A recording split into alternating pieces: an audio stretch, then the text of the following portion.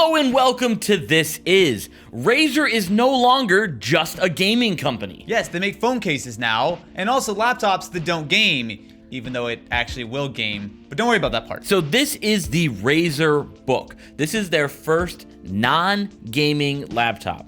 I know it's hard to kind of grasp that. I know it's hard to wrap your head around this, but this right here is not a Razer Blade Stealth. It is not a Razer Blade. It is not any type of gaming laptop, whatever. This is the Razer Book 13. There's a few things that make the Razer Book 13 different from something like what I would say is a very good but slightly expensive option, the Razer Blade Stealth. So this laptop is much more meant for gaming. So you have options like a 120Hz display, you have that 1650 Ti dedicated graphics. It's a little bit bigger, but this really is their small, portable, thin and light gaming laptop. And this was my daily driver for a hot minute. Same. And I really enjoyed it, and so I got really excited for the book. And so I've been playing with this now for a couple days. I like it, but ... But make sure you subscribe to This Is to find the full thoughts that Matt has on this particular product. So the main thing is the Razer Book is a little bit smaller, so it's about 10% or so smaller than the Blade Stealth, which makes sense because it does lose that dedicated graphics. It also has a taller 16:10 aspect ratio display, which is nice. But the main differences between these two laptops really come down to who is going to be using it. So obviously the colors are different. There are some advantages on this. So this actually has a full-size HDMI port, something that the Blade Stealth oddly doesn't, which you would think the gaming laptop would have HDMI, but it just doesn't. Yeah, so the Book is meant to be a productivity laptop. The Blade Stealth is also obviously a gaming laptop. There's the trade-offs, which are, towards productivity with that 16:10 aspect ratio, gives you a little bit of extra vertical screen real estate for something like, spreadsheets or web pages. But productivity, it's spreadsheets. There's no such thing as anything that's not spreadsheets. I mean, that's most of my job is spreadsheets and text. We should just say this is a pre-production sample that Razer sent over early, right? So this laptop will be going on sale at some point in November. Correct. However, what we're playing with right now is not representative. So things like benchmarking we couldn't do. There's a bunch of small things. This is very much a prototype laptop. So take some of this stuff with a little bit of a grain of salt until we actually spend time with the final retail unit. But there are some key takeaways.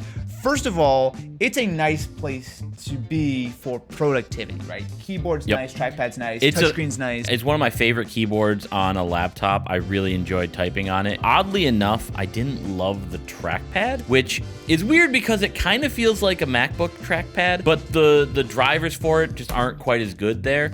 I do like pre-production. It is pre-production. Maybe I'll like it better. But the Blade Stealth is definitely a smoother trackpad, so I kind of like it better on the Stealth. But the keyboard, fantastic on this. Something that actually is an improvement over the Razer Blade Stealth. This has per key RGB, whereas this is just zone RGB. Yeah. So that's nice. So you can really kind of customize. Of course, you have the full Razer Synapse and everything. I'll also say that while I'm always partial to the matte black, silver? Mercury Silver. It's nice. It's a really nice looking finish here.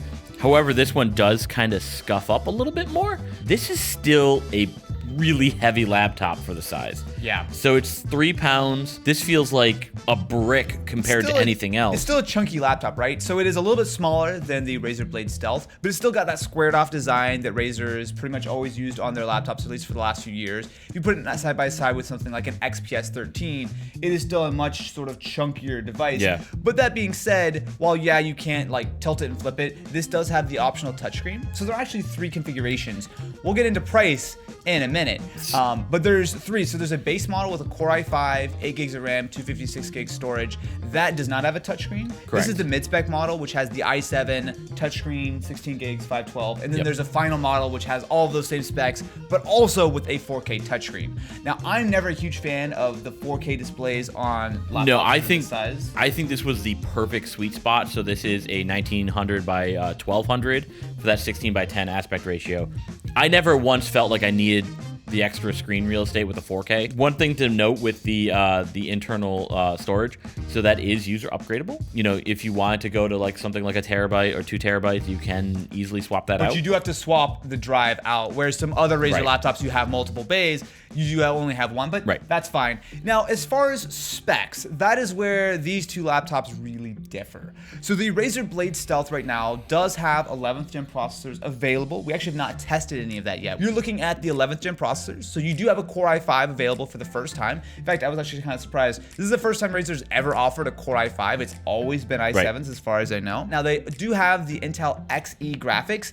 Now, this promises a huge jump in gaming performance. So obviously, there's still integrated graphics, but it should, in theory, get a lot closer to some of the low-end NVIDIA graphics. The most popular games this year are not exactly the most intensive games to run, so I very easily played like Fall Guys, Among Us. I had played Minecraft with no problem. You guys know me, I like the cloud gaming, so I was able to play a lot of cloud gaming on this just fine. So if you did want to play small games, this works. The Xe integrated graphics, this is my first time using it, and it worked surprisingly well. I want to do a much deeper dive on that, and we'll probably actually do that on the main channel, so make sure you're subscribed. But essentially, very early impressions are promising, but because this is prototype hardware, we really can't benchmark it. So of course, you do only have the 60 hertz display, so there are still a lot of gaming functions that are better on the Blade Stealth. But I know that when I was using a Blade Stealth as my daily, I didn't really do a lot of gaming on it. I liked it for all the reasons that make this a solid device. And plus, this has much thinner bezels, right? So that's part of the reason why they were able to get the smaller footprint. You also do have those upward firing speakers, and I know I briefly mentioned it before, but the port selection is really solid. A pair of Thunderbolt 4 ports on either side, both of which can be used to charge the laptop. You have a full-size USB-A 3.2 Gen 2. Yep. It's got a fast USB-A port. You also have a micro SD, which is maybe not the most important thing in the world, but it's nice to have. And HDMI 2.0, which is very nice to have. Again, this is pre-production, so while we've seen good battery life, you really can't judge that until you get the final unit. Yeah, but I will say, even with that, I've had really good battery life with this. Oh, and I guess it should go without saying, but some laptops are now dropping this. It does also have a 3.5mm jack. Good job, guys. Don't get rid of that ever, please. Now, when you look at this device, it's interesting to think about Razer making a non-gaming laptop. And you would think with non-gaming laptops, you would have non-gaming laptop prices. However, okay, it's a little bit pricey. So the base model, again, just to refresh, Core i5, non-touchscreen, 8 gigs of RAM, 256 gig storage, $1,200. Not egregious. Of course, this still has a CNC aluminum chassis. The build quality, kind of matches at $1,200, but at only 8 gigs of RAM and 256 gigs of storage. It's a little bit much. That's a little bit much, and for not that much more, you can go to the gaming version. Yes. The next step up, and this is the one that we're using, it's $1,600.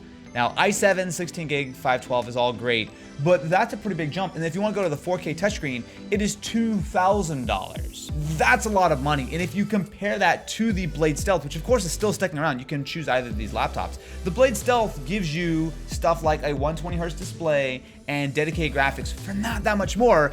And this was already a quite expensive laptop. I think for both of us, like if you kind of throw the money out of the window, there's a real argument that this is one of the best sort of like ultrabook productivity like laptops around. There are certainly advantages here, but you're certainly having to pay for that, which means that this is a great laptop in many ways, but is it going to be worth that $1,600 realistically to get that decent spec? I think this should have started at 16 gigs of RAM. Have the two models be 16 versus 32 gigs of RAM. Do something a little bit more as far as like productivity, more RAM, more tabs, more apps open, blah, blah, blah, blah, blah, versus the 120 hertz screen. At $1,200, if you were getting like 16 gigs of RAM, something that's a lot more compelling than it is now. I think I would still go for the Blade Stealth just in case I ever wanted to game in the future. And the nice thing is, because you have those Xe graphics, you can do light gaming. And for me, if I can do a little bit of light gaming every once in a while, that's all I would ever want. And I like the 1610 display, I like the smaller design, I like the perky RGB backlighting, I like the battery life. For me personally, this is a laptop that I would strongly consider using as my daily, but I think for a lot of you, the Blade Stealth is still probably where it is at. I think this is the first time that you and I have ever swapped our opinions. I would go for the 120 hertz model, you would go for the 60. Look, it's always the other way around with us. I love 120 hertz, but I will say in a laptop, I don't care quite so much about it. I find for me it's more important on like phones and tablets and stuff. I am spoiled and I still want 3.2 for all my laptop aspect ratios moving forward. I was going into this spending a little bit of time. Obviously, you've been mostly dailying the book. Yeah. I was like, this thing is great, but it's too expensive. I think I'm gonna pass. The more we talk about it, the more everything that you're saying about this is like, yeah, that's what I want. That's what I want. I don't know if I can recommend this to you. I think you have to be a very specific kind of person, but I actually think the book, it's kind of the Razer laptop for me. Yeah, I Kinda surprised. like I see that. Realistically, if I didn't game on my laptop ever, I would be in the same boat. It's cool that there are options. I just wish that there was a little bit more to separate these two product lines. It's just in typical Razer fashion a little bit too expensive, which makes sense because these things are very expensive. Like I think I talk about this every Razer video we do. The chassis on something like a Blade Stealth or a Book, because it is a solid block of CNC aluminum that pretty much only Apple does, that is a very, very expensive process. And while sure, it might not be quite as small and thin and light as some other devices, you get that incredible sort of solidity and it feels cool to the touch. Like there's something to be said about one of those cold, fresh new Razer laptops right out of your bag in the morning.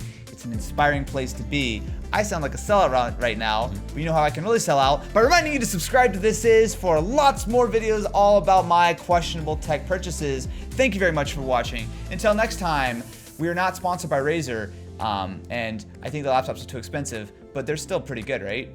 I love them, but yeah, send us a check. Wait, no, that's the opposite. They're not supposed to do that. We're impartial, unbiased reviewers. Yeah, but I still want to check. Oh.